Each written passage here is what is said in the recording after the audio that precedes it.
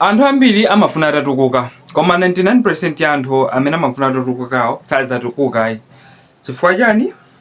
Amabwereza ma mistake omweyo.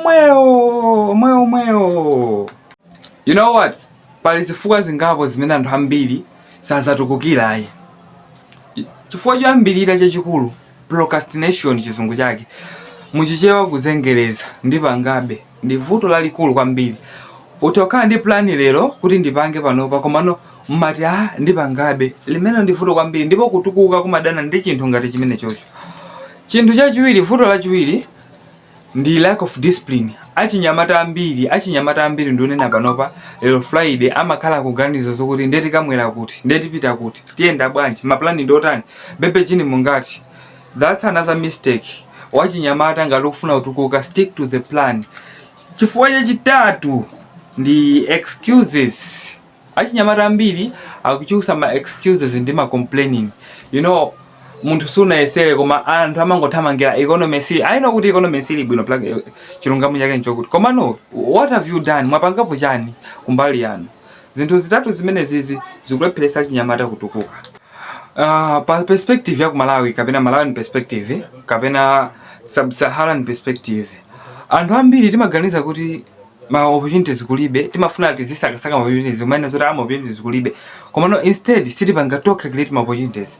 For example, munthu ku Malawi kuno kwatha kusiya munda wabwinobwino kuti uli mphepete mwa madzi, okuti uthakumapangira mwina pamwezi paja 4 million. Nkupita ku John kokuti azikalandira 900,000 pogwira pa munda wina wake. You see the problem.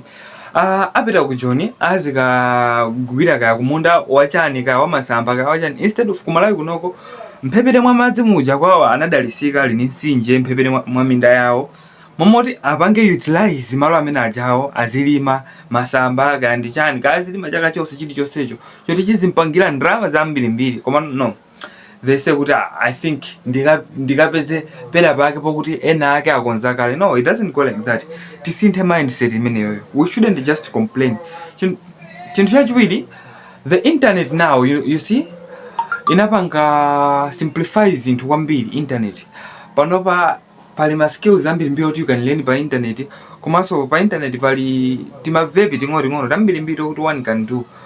So kumaona zinthu ngati zimene just at least anthu fetha kusintha koma ndi tima mentality tinatakita bwino. Pali ma solution atatu amene angalipangise kuti at least tisiyane ndi 99% tikhale 1%. First of all, you must have discipline. Munthu kandi discipline over ma motivation. Tisiye zomati kuti I think ndikakhala ready ndipangabe. No, chinthu chimene chimatipweteka kwambiri. Chinthu chachiwiri, we must track daily progress. Daily tiziona sati tikuphunzira chinthu china chake chanyuwani, tikupeza ma skills ena akanyuwani, no chinthu chomwe chija chimene tikuchiziwa chija tizikhala ngati kuti tikuchipanga advance. Chinthu chachitatu, consistent.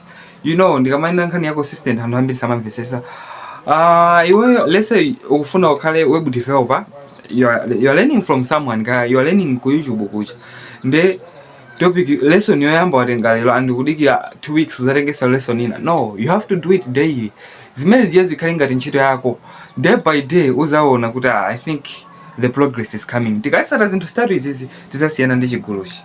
So osaiwala kupanga like, kupanga share, kupanga subscribe, kupanga follow, kutengera ndi samba limene mukutionereralo. Chinanso ndapanga notice kuti pamuzi pano anthu ambiri mukumaonera ma video, komano anthu mchigulu cha anthu amene mukuonera ma video simunatipange follow. Chonde pangani follow, ngati pali paicho kupanga subscribe, mupange share, mupange comment, timve maganizo anu.